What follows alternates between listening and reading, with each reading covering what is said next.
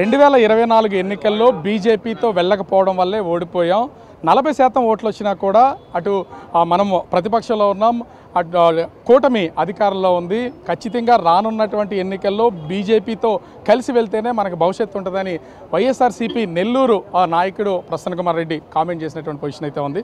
అసలు ఎందుకు లోకల్ లీడర్లతో, నెల్లూరు లాంటి ఒక మారుమూల లీడర్తో ఇట్లాంటి కామెంట్స్ చేయించడం వెనక ఆంతర్యం ఏంటి? ప్రస్తుతం మనతో పాటు బీజేపీ ఎమ్మెల్యే విష్ణుకుమార్ రాజు గారు ఉన్నారు. అసలు ఎట్లా చూడాలి అంటే వైసీపీలో కూడా ఇప్పుడిప్పుడే మార్పు వస్తుందని అనుకోవాలా? బీజేపీతో వెళ్ళాలనేది వాళ్ళ పార్టీ నాయకులే ఒక కామెంట్స్ అయితే చేస్తున్నారు. Bharatiya Janata Party it's a national party, ప్రపంచంలోనే అత్యధికమైన మెంబర్షిప్ ఉన్న పార్టీ. అట్లాగే భారతదేశంలో చాలా రాష్ట్రాల్లో అధికారంలో ఉన్న పార్టీ.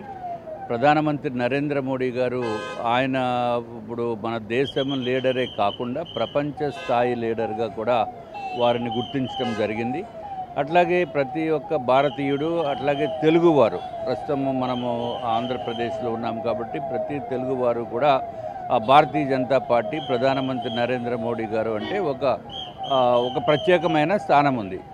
సో దానికి వారు వైసీపీ ఎమ్మెల్యే గారు లేకపోతే మాజీ ఎమ్మెల్యే ఎవరో ఒక లీడరు మాట్లాడారు, ప్రసన్న కుమార్ రెడ్డి గారు, అది వారు వ్యక్తిగతమైన అభిప్రాయం. అంటే ముఖ్యంగా చూస్తే నరేంద్ర మోదీ అమిత్ షాలతో కలిసి వెళ్తే రాజకీయం కూడా భవిష్యత్తు ఉంటుందండి. అంటే బీజేపీ పార్టీని నమ్ముతున్నామని చెప్తున్నారా? బీజేపీతో వెళ్ళకపోవడం వల్లే ఇవాళ అపోజిషన్లో ఉన్నామనే భావనని తెలియజేస్తున్నారు అనుకోవాలా? అంటే బీజేపీ వైపు పూర్తి స్థాయిలో నమ్మకం ఇప్పుడు వైసీపీ నాయకుల్లో ఒక్కొక్కరిగా వస్తుందని భావించవచ్చా? మరి దాన్ని బట్టి చూస్తే అదే మీనింగ్ వచ్చేటట్టు వారు మాట్లాడటం జరిగింది. అది ఒక్కొక్కళ్ళు అంటే ఎవరు ఇష్టం వాళ్ళది, వాళ్ళ ఒపీనియన్ వాళ్ళు చెప్పారు. ఇప్పుడు భారతీయ జనతా పార్టీతోటి వద్దనుకున్న వాళ్ళు ఎవరు ఉంటారు? ఎందుకు వద్దనుకోవాలి? అంటే భారతీయ జనతా పార్టీ ఏమన్నా తప్పులు చేస్తుందా? ఏమీ లేదే.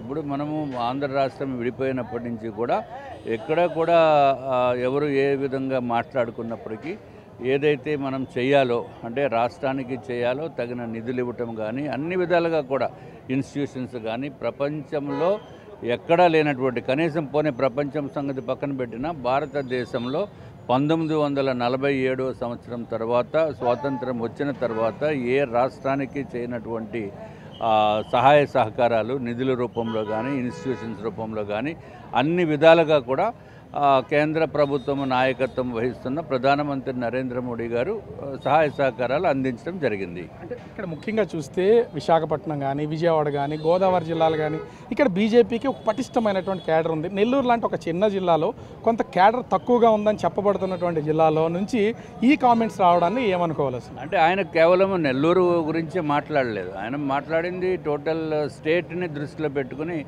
మాట్లాడి ఉంటారు అని నేను అనుకుంటున్నాను. అంటే ఇక్కడ ఏదో మారుమూల ప్రాంతం నుంచి ఒక నాయకుడి చేత ఈ స్టేట్మెంట్ రానున్న ఎన్నికలకు వ్యూహం అనుకోవచ్చా? ఎందుకంటే జమిలీ ఎన్నికలు వచ్చినా కానీ సాధారణ ఎన్నికలు వచ్చినా కూడా బీజేపీతో కలిసి వెళ్తేనే మన భవిష్యత్తు అంటున్నాడు. జమిలీ ఎన్నికలు మనకి వచ్చేది అది మనకి మామూలు రొటీన్ టైంలోనే జమిలీ ఎన్నికలు, అది ఏ విధమైన ఎన్నికల కింద మాట్లాడుకున్నా మనకి మాత్రము 2029లోనే ఉంటాయనేది మాకున్న సమాచారము. ఆంధ్ర రాష్ట్రానికి ఏదైనా ఫ్యూచర్లో మనం వాళ్ళతో కలిస్తే బాగుంటుందేమో అనే భావన వైఎస్ఆర్సీపీ నేత ఎక్స్ప్రెస్ చేసి ఉండొచ్చు.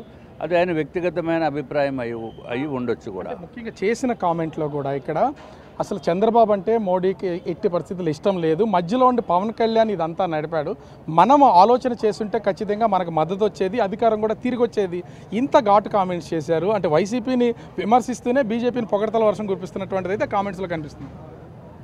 ఇప్పుడు బీజేపీ మీరు పరిపాలనా విధానం చూస్తే ప్రధానమంత్రి నరేంద్ర మోడీ గారు అధికారం చేపట్టిన తర్వాత ఎక్కడ ఒక స్కామ్ కానీ లేకపోతే ఆ పార్టీలో పనిచేస్తున్న నేతలపైన విపరీతమైన ఆరోపణలు కానీ ఎక్కడ ఏమీ లేవు.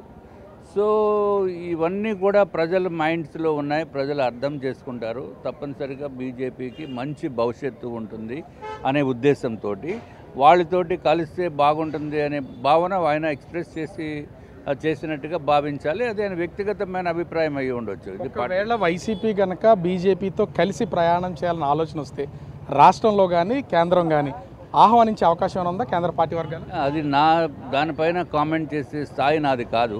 నేను only vice president of Bharatiya Janata Party in the state of Andhra Pradesh. But ఇటువంటి మాటలు నాకు మాట్లాడే అధికారం లేదు. అదంతా డిసైడ్ చేసుకోవాల్సింది కేంద్ర నాయకులు చేయాలి తప్ప నాలాంటి వాళ్ళు. కనీసం స్వాగతించే అవకాశం ఉందా?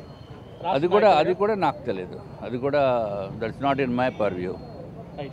అంటే ఓవరాల్గా చూస్తే బీజేపీ గత కొన్ని సంవత్సరాలుగా చేస్తున్నటువంటి అభివృద్ధి కార్యక్రమాలు, ఆంధ్రప్రదేశ్కి ఇస్తున్నటువంటి నిధులు, అభివృద్ధిని చూసే ఇప్పుడు ఖచ్చితంగా అధికారంలోకి రావాలంటే బీజేపీ అండదండలో ఉండాలనే ఉద్దేశంతోనే ప్రసన్న కుమార్ రెడ్డి చేసినటువంటి వ్యాఖ్యలుగానే చూడాలి ఇది. అది ఆయన వ్యక్తిగత అభిప్రాయం. ఖచ్చితంగా బీజేపీ అభివృద్ధి మంత్రం చూసే అటు వైసీపీని బీజేపీతో కలిసి వెళ్లాలనే అభిప్రాయాన్ని వ్యక్తం చేసి ఉండొచ్చనే అభిప్రాయాన్ని ఎమ్మెల్యే విష్ణుకుమార్ రాజు తెలియజేస్తున్నటువంటి పరిస్థితి కనిపిస్తోంది. కెమెరామెన్ రాముతో రాజు, బిగ్ టీవీ, విశాఖపట్నం.